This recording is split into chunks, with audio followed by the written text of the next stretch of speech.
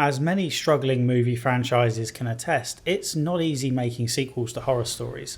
Horror often relies on a fear of the unknown, whereas sequels are inherently about the familiar. You can't expect an audience to be as scared the second time around by a monster or threat that it's seen defeated before. How do you up the stakes? According to horror movie expert Randy from Scream 2, the answer is to increase the death count and have people die in more extreme ways. This makes sense in theory, but I nearly always prefer the first movie in a horror series and find that the quality deteriorates with each entry along with the box office receipts. With that in mind, anyone in charge of making a sequel to a horror story would be forgiven for focusing on a sequel that clearly did work: Aliens. Okay, there's debate over which is best, and again I personally prefer the first movie, but it's something reasonable minds can differ on. After the success of Dead Space 1, Visceral Studios did exactly that. It looked to Aliens for inspiration, in the same way it looked to Event Horizon for inspiration with the first game. There are lots of similarities, for example the move from an individual spaceship to an entire space colony as the setting, but most importantly there's a tonal shift from suspense to action. Your goal isn't to survive, it's to destroy, and Isaac Clarke is pretty good at destroying necromorphs now. This move from survival to action necessitated a bigger budget, and the newly rebranded Visceral Studios couldn't have asked for more financial support from EA. The budget is rumoured to have been $60 million for development alone, and potentially double that when you add in a huge and perhaps controversial marketing campaign. Whereas the first Dead Space was advertised like a creepy horror movie, complete with a young girl eerily singing a nursery rhyme in the background, Dead Space 2's advertising campaign went for shock and awe. EA focused on the gruesome death scenes and the graphic limb decapitation system. Most famously, EA went with a "Your Mum Hates Dead Space 2" tagline and commissioned a commercial with 200 conservative women reacting to footage of the game, typically with disgust and calls for the game to be banned. To me, this felt tacky as hell and somewhat dated. Growing up in the 80s and 90s, I remember well the days when video game advertising was solely aimed at teenage boys with violent images or the classic scantily clad woman. I thought we'd moved on from that. EA seemingly wanted players to think Dead Space 2 was pushing new limits in what was allowed in video games and that it might even get banned. But in 2011 we were a long way from controversies around games like Grand Theft Auto. Dead Space 2 was never going to get banned. That wasn't on the table. It felt like a desperate bid for attention in a world that had long since moved on. Also, it's kind of patronising as hell to assume that mums don't play video games. I know it's a joke and all that, but it's definitely a joke that punches down. Of course, the key to good advertising is something that sticks in the mind, and I still remember Dead Space 2's marketing campaign after 9 years, so in that respect I guess it worked. Sales-wise though, it failed, or at least it didn't do enough. Dead Space 2 sold 4 million copies, which isn't terrible for a horror game, but it's nowhere near the number required to justify a budget that likely exceeded $100 million. I'll obviously talk more about the downfall of the Dead Space series in my video on the third game, but this was an early sign that the franchise would never be the big hit EA needed it to be. EA and Visceral Studios wanted Dead Space to be much more than just the mainline games, and they continued to go all out in building the franchise.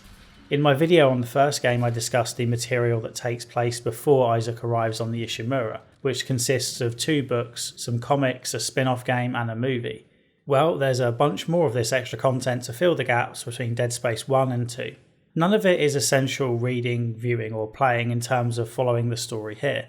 The animated movie Aftermath takes place after Dead Space 1. Obviously, given what happens in that game, no one hears from the Ishimura or Aegis 7, so in Aftermath a corporation sends out another ship called the USG O'Bannon to investigate. That ship in turn goes missing, so another one is sent, and remarkably this one finds 4 survivors from the O'Bannon. The survivors are brought aboard and interrogated, with each telling their own version of what happened to them. The group was trying to stabilise the gravity on Aegis 7 and bring back a piece of the marker when all went to hell. The marker remnant did what it does best: it drove people crazy and created a bunch of necromorphs. Aftermath is better than Downfall, the other animated Dead Space movie. I liked watching the same events play out from different perspectives, and Christopher Judge is one of the voice actors and I could listen to him all day. One of the survivors, Stross, plays a big role in Dead Space 2, so it's maybe worth watching for his backstory. Weirdly, there are 2 different animation styles, a traditional 2D animation like the one used in Downfall, and a 3D computer model which looks like those automatically generated things you see on YouTube. Neither style is especially impressive. I think it's safe to assume the budget for this movie was on the low end. However, I do like that you can easily distinguish past and present through these animation methods. Mind you, the character Stross looks completely different in 2D as opposed to 3D, which is kind of confusing. Dead Space Ignition is a sort of visual novel puzzle game thing that was released for PS3 and Xbox 360, download only, and showed the necromorph outbreak that took place directly before the events of Dead Space 2. There was also a mobile-only game where you played as a unitologist and interacted with a few characters from Dead Space 2. Unfortunately, it's no longer playable through legitimate means. Visceral Studios went to a lot of effort to flesh out the Dead Space universe, although as is often the case with this type of side content, the stories never become required reading for the main experience. That's a good thing when it comes to playing the main games. You shouldn't have to read a bunch of comics to understand what's going on from game to game. However, the spin-off content could still have been much more interesting. While it was good to read about the discovery of the first marker on Earth, and to get a better idea of what happened on Aegis 7 before Isaac arrived, I'm not sure we needed to see so much of the same thing. There's a movie, game and comic book series that are immediate prequels to Dead Space, showing how the necromorphs took over, and then we see the same thing again in Ignition, just in a different place. Both of the books are also about necromorphs taking over research stations. It's the same story being told again and again. Given all these shady goings on in this world, there have to be more interesting stories to tell than what if we send another ship to Aegis 7 to find out what's going on, and when that goes quiet, send in a smaller ship to investigate, which is exactly what happens in the first game. Why don't the books get stuck into some of the politics and corporate shenanigans and then leave all the necromorph slaying action to the games? Dead Space 2 certainly does a good job when it comes to this necromorph slaying. For one thing, Dead Space 2 carries forward most of what the first game did so well. In my Dead Space 1 video, I spent a lot of time talking about how good a job the game does with immersion, through the HUD, the fantastic weapon designs and unique enemy types. I recommend you watch that video if you haven't already done so, because so many of those positive points apply to Dead Space 2 as well. If this video appears to skew slightly negative, then remember there is a lot of positive stuff that I'm simply not repeating. I also recommend watching that video for a catch up on the story. I'm going to assume you're familiar with events of the first game and even some of the optional content I discussed. If you don't know what the Church of Unitology is, for example, you may want to get a refresher. Dead Space 2 takes place on a space station called the Sprawl, which is on a shard of Saturn's moon Titan. The Ishimura was a cramped and claustrophobic environment, and also fairly repetitive, with most locations looking similar. That was fitting with the story, of course. The Ishimura was a planet cracker, a ship built for an industrial purpose. The closest it got to a homely vibe was with crew quarters and a cafeteria. It wasn't somewhere anyone lived permanently. You were aboard long enough to do a job, potentially a couple of years, and then you'd go back home to see your family, back to somewhere like the Sprawl. The Sprawl is more like a small country or city, and has the variety that comes with that. People live their lives here. That means places to live, shop, play, learn and worship. Crucially, there's room for frivolous stuff. Planet crackers like the Ishimura don't have space for massive corporate mascots or basketball courts with bleachers for people to watch the game. The Ishimura had recreational locations like the Zero-G quasi-basketball arena, but crucially it was small and didn't have room for a crowd to watch. Space was at a premium everywhere. In the Sprawl there are full-on shopping malls complete with loads of empty space and churches with huge religious iconography. Even energy is used without abandon, with bright billboards and flashing lights in every location that still has power. The best example of how big the Sprawl is can be seen in the amount of real estate devoted to unitology. The church itself is massive, with room for a life-size replica of the marker, but it's the scale of the operation as a whole that astounds. The organisation has offices, recruitment centres and even a museum dedicated to the history of the religion, which also serves as a nice way to catch up players who haven't read the books. There's an admirable attention to detail here, from the little markers that people have on their desk to the way the walls and floors all have the same variation of two intertwining sections as part of the pattern. I also loved how the initiation sections of the building were a welcoming white colour with a modern look compared to the dark and more gothic look of the church itself. This unitology area is so big that it reminded me of classic horror locations like the mansion or police station from Resident Evil games.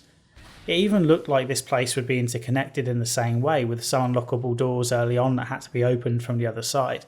This sort of map design was notably missing from Dead Space 1, with that game focused on moving from place to place instead of slowly opening up larger spaces. I was pleased to see some early signs that the sequel put more thought into map design. Unfortunately, Dead Space 2 never builds on this early promise. Sure, you can use that newly opened shortcut to go back to an old save point or shop terminal, however there is nearly always a new one around the corner anyway. You don't gain new abilities to unlock previously inaccessible areas, so there's no point backtracking once you've unlocked a shortcut to a previously explored area. It all feels a bit pointless, and sure enough after the first 3 or 4 hours the idea of shortcuts is largely abandoned. In addition to the church, there's a shopping mall, preschool kind of thing, and you even return to the Ishimura. It's covered in tarp with a significant quarantine vibe, so although areas from the first game are recognisable, it doesn't feel like assets have just been copied over. Isaac even hallucinates the tentacle enemy that kept grabbing him. Parts of the medical deck are lit up by a backlight that makes the whole place look like Russell Brand's bedroom. It's always nice to revisit areas from previous games, especially when they benefit from improved graphics and lighting. I'm not a big graphics guy and I'll usually leave you to make up your own opinions on the look of a game, but good lighting adds so much to horror and stealth games that I simply have to mention it. After the return to the Ishimura, the quality of maps drops off and the final third is unfortunately less memorable, consisting of missions where you just push forward through bland corridors or stand in small boxed off areas like the top of a large drill. The brightly lit and colourful areas like the shopping mall and preschool create an effective contrast with the unspeakable horror unfolding on the station, and visually they serve to break up the pace a bit from all the dark and gloomy moments. But let's face it, this is a horror game and the dark moments are always going to be the scariest parts, and that's definitely the case here thanks to a new and improved lighting system. The lighting adds a ton to the atmosphere. Whether the room is illuminated by large advertising signs, candles, or even Saturn itself, the effect looks incredible even 9 years later. Isaac comes equipped with a torch this time, so darkness can be utilised more freely, and this is used to great effect, forcing you to slow down and uncover what's in a room piece by piece, never knowing exactly what will be illuminated next. And environmental effects like, say, steam now look significantly more realistic. Speaking of atmosphere, or lack thereof I guess, the zero-G sections are much better this time around. You can now move about freely in zero-G instead of just zipping between certain fixed locations. These sections often incorporate some light puzzles, such as moving lasers out of the way or navigating past spinning blades, but I was still left with the feeling that more could be done with the kinesis and stasis abilities to create interesting puzzles.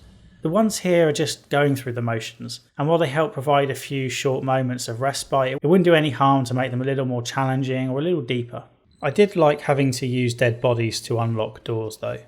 Dead Space 2 undeniably shifts to a more action horror focus compared to the original's attempt at survival horror. The developers even mention the Alien vs Aliens example in pre-release marketing.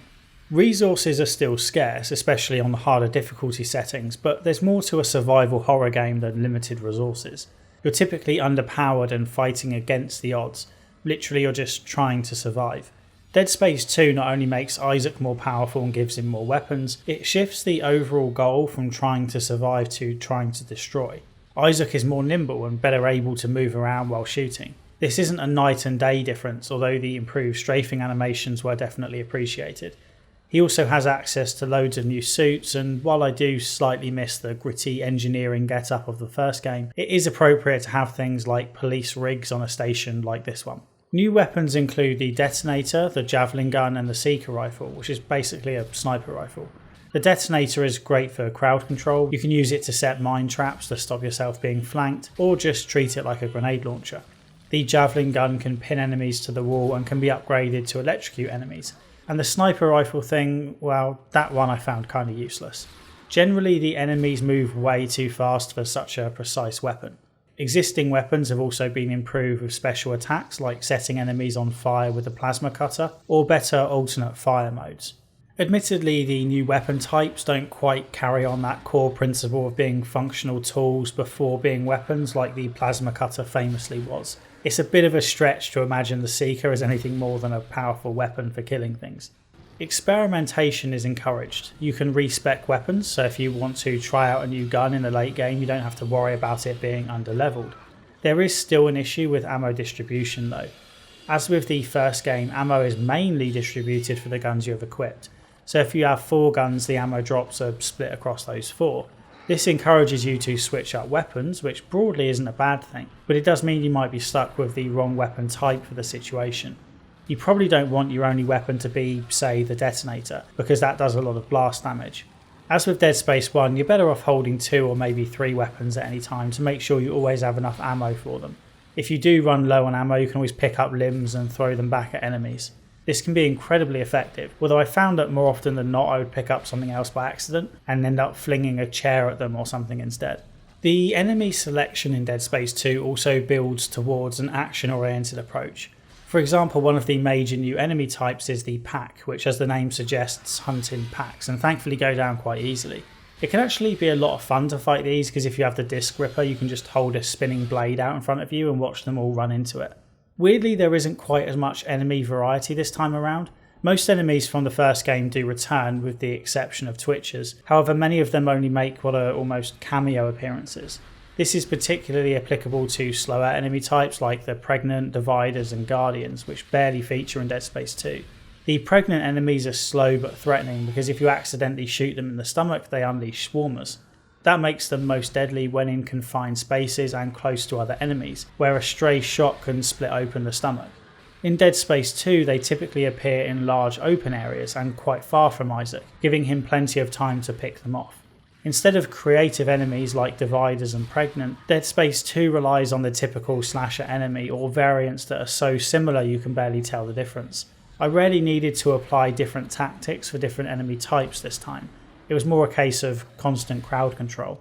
The weird thing is, despite this focus on action, Dead Space 2 has some fantastic horror moments. The scariest parts involve a new enemy type called Stalkers, although they might have been better named Raptors because they so clearly resemble Velociraptors. Mind you, I recently read Jurassic Park, so that may be influencing me somewhat. Anyway, these enemies are terrifying. They hunt in groups, but unlike the pack enemies, they aren't stupid. They won't just charge into your saw blade. They hunt you down like prey and wait for you to be distracted before charging at you. They move quickly and are great at sticking to the shadows and remaining unseen until they poke their heads around a crate to see where you are. By the time you've raised your gun, they've scarpered away. I don't know how much of this was coincidence and how much was carefully programmed AI, but it absolutely seemed to me that the stalkers would coordinate noises and attacks, so that just as you react to a noise from one direction, a stalker charges at you from another. When being hunted, I didn't want to run around too much because I didn't know where they were, but even staying in a corner left me constantly flicking my flashlight around, just hoping to catch a glimpse of them before they charged me. A lot of the action in Dead Space 2 relies on throwing loads of enemies at you in cramped locations, but the stalkers show how a handful of enemies in a large open space can be scarier. This is a great time to use the detonator strategically, and it's hugely satisfying to watch the stalkers run into your carefully laid traps. The only good news concerning the stalkers is that they are relatively easy to kill. 2 shots does it, although they are so fast I recommend using stasis on them. I even love their running animation. You sometimes see them struggle to stop as if they're overwhelmed by their own momentum. A couple of new enemy types are based on something almost as scary as dinosaurs: children and babies. Children and horror are a great combination. There's something inherently creepy about places like schools and playgroup facilities when they are empty and dimly lit, and that goes double when you're hallucinating your dead girlfriend at the same time. This might be the result of not going to a US high school, but when I see retractable bleachers and theatre spaces, I don't think of sports or school plays. I think of that scene in The Faculty and the ending to Scream 2. The pack enemies are young children, and there are these weird explosive babies which you can also wield as weapons. The baby enemies get one of those carefully scripted behind glass introductions that were used so much in the first game, but that technique of introducing enemies is largely done away with. The game assumes you're already familiar with the enemy types from the first game, and doesn't give you much time to learn them again in a safe space. It's disappointing that despite these great horror moments, so much of the game is a rush from action scene to set piece and back to action scene again. I don't mind the action as such, in fact I often enjoyed it, but the game suffers from feeling somewhat haphazard and random. For example, there are these tense moments where you think you're alone, but then you hear an object get knocked over nearby and suddenly you know something is in here with you.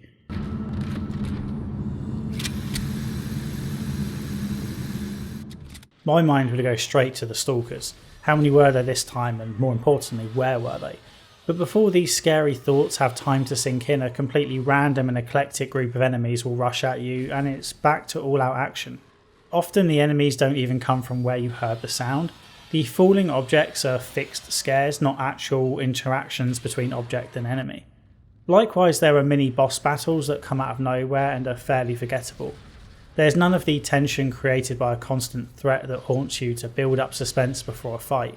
Instead, you move along and suddenly a bigger enemy than normal appears. I'm not sure if this one counts as a mini boss, but there's this infuriating elevator ride where Isaac is attacked from all angles. On harder difficulty settings you can die here very quickly, and every time you restart you have to go through the quiet part of the elevator ride right before the attack starts. It's really annoying. The regenerating enemy from the first game is regenerated for the sequel, but the implementation isn't as tense or interesting. Encounters with this guy in Dead Space 1 were essentially puzzles where you had to escape by, say, freezing it in a tube and transporting it elsewhere, or blasting it with a rocket engine. In the sequel it's just another enemy.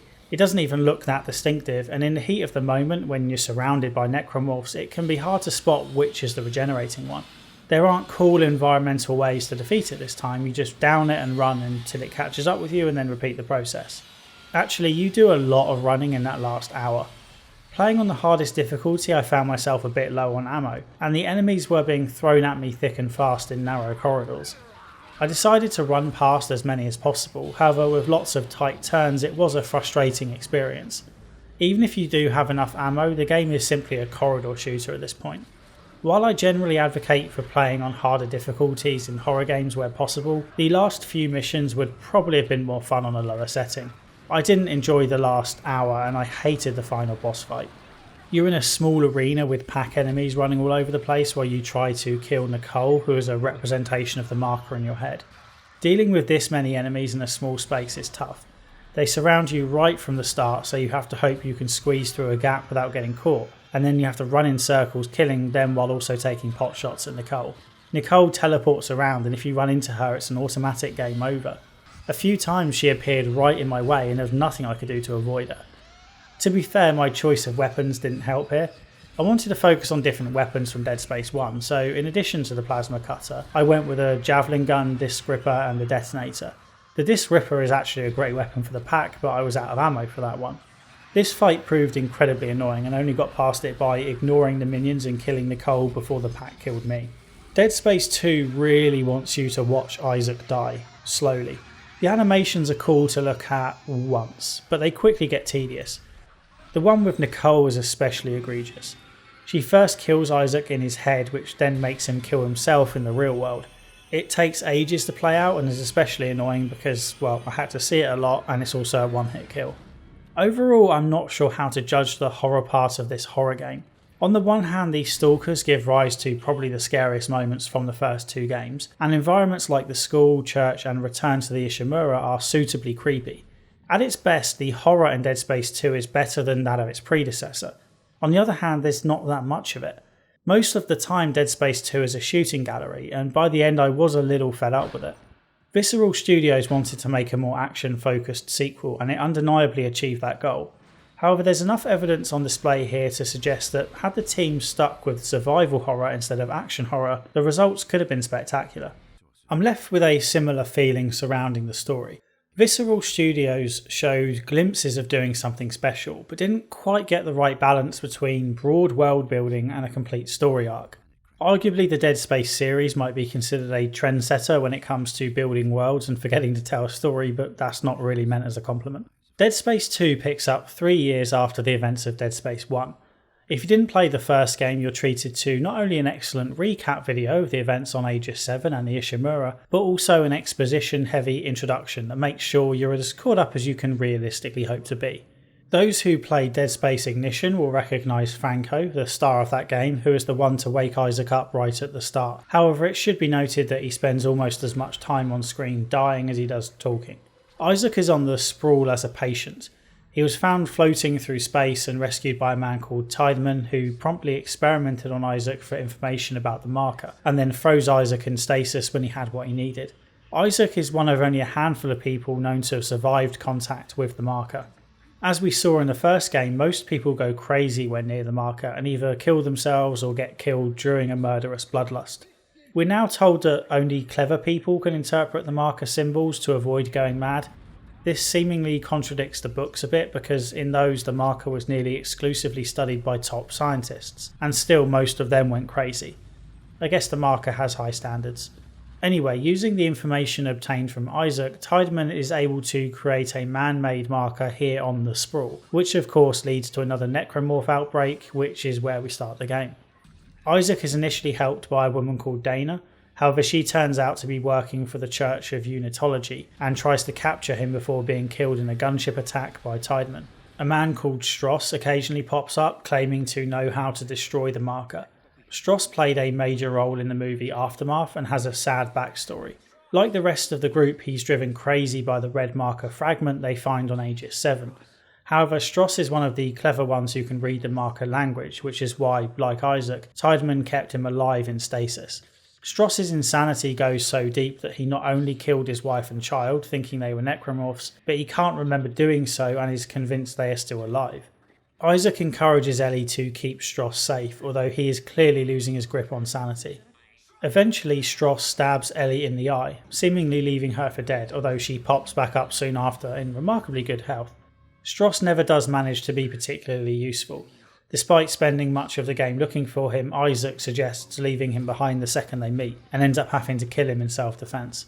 Isaac helps Ellie escape and insists on staying behind by himself to destroy the marker, which has begun a convergence event. We won't find out what that actually is until Dead Space 3, but we see that it makes necromorphs crowd around the marker, which means the dead space zone around the markers has been deactivated. The ending is a little messy and vague. Isaac supposedly needs to use this machine to unlock the part of his brain infected by the marker. However, this must have already been done to create the marker in the first place, given that it was built from the marker code in Isaac's brain. I'd say there's a good chance this scene is literally just here for shock value. Isaac then heads to the marker and kills Tiedemann before battling the marker inside his own mind. The marker needs to completely consume the mind of its creator, Isaac, and Isaac obviously needs to stop that from happening. By winning the fight, Isaac is able to destroy the marker. Ellie then comes back to save Isaac before the Sprawl blows up. After the end credits, it's revealed that the Sprawl was known as Marker Site 12, so presumably there are more markers out there. I'm a little disappointed in the approach Visceral Studios took with the story, mainly because there barely is one. It's not uncommon for the middle part of a trilogy to struggle with telling a compelling story. Between dealing with what happened before and setting up what is to come later, it can be challenging to create a separate story that stands apart from the first and third entries. That's definitely the case here. Dead Space 2 largely repeats the same story from the first game. There's been an outbreak, so you need to destroy a marker and escape. That's about the gist of it. The introduction of convergence events doesn't really mean anything to us at this point, so while it becomes interesting later, it isn't especially captivating here. Dead Space 1 set up a world that was then developed by books, movies, comics and spin-off games. Dead Space 2 somehow treads water and barely takes the story forward at all. I learned more about the convergence from the second book than I did this game. Fortunately, there are some clear improvements, such as making Isaac Clarke a voiced protagonist.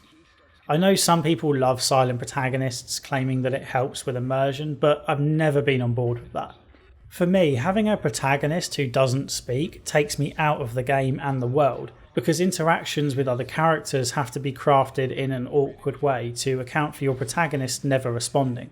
This could easily be improved, by the way, by making the character an actual mute person, but that's never how it's handled.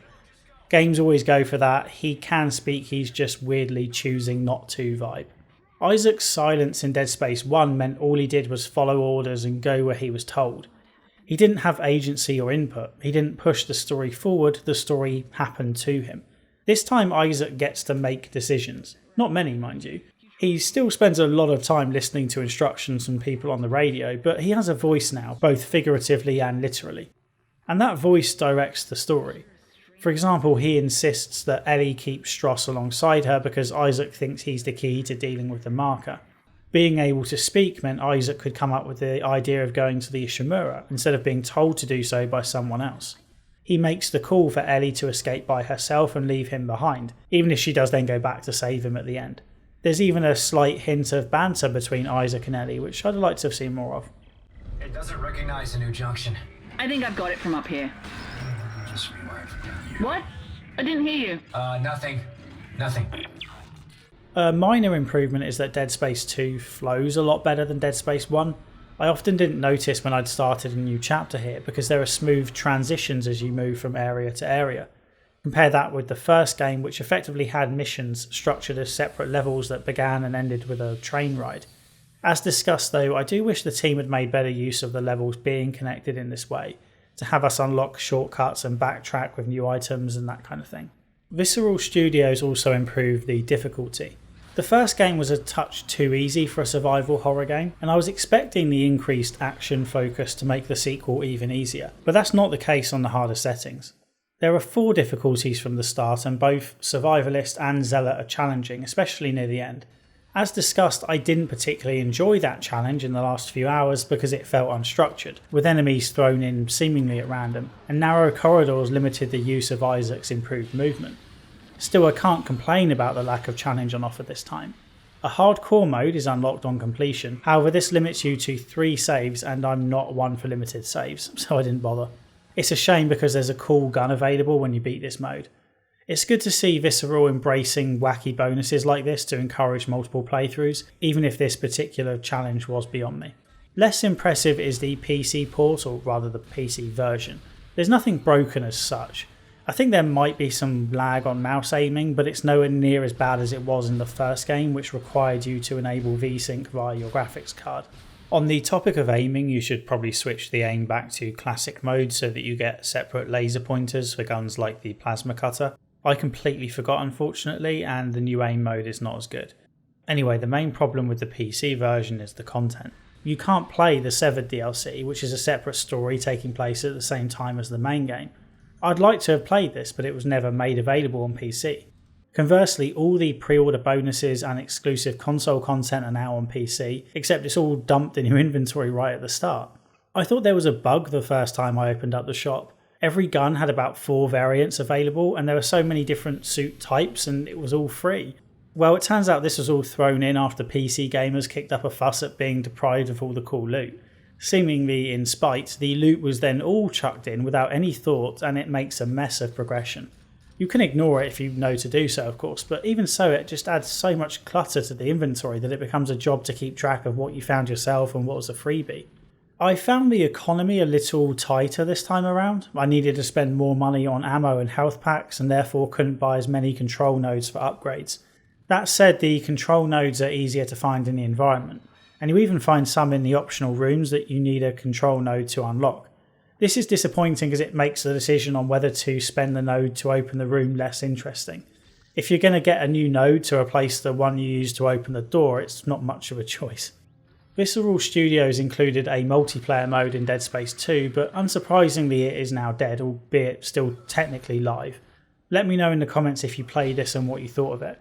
It looks okay, but I'm slightly dubious because this was around the time EA forced every developer to include multiplayer modes whether they wanted to or not. It was seen as a way to limit second-hand sales of the game, I think. When it comes to choosing between Dead Space 1 and 2, I'm somewhat conflicted, and so is the general fanbase, I think. I ran a poll on my Twitter feed to see who preferred what game, and the split was almost even. I probably leaned slightly towards Dead Space 1 myself. As discussed in my video on that game, I don't think it successfully achieved what it set out to do, which was to be Resident Evil in space. It simply wasn't scary or tense enough.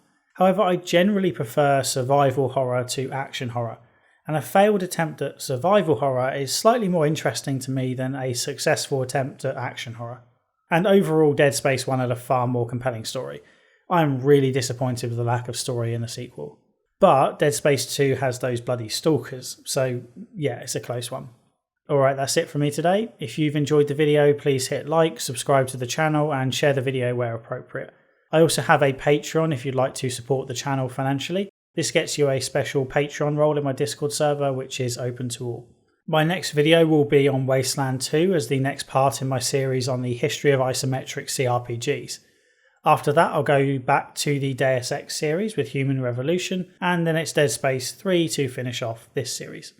Okay, until next time. Cheers.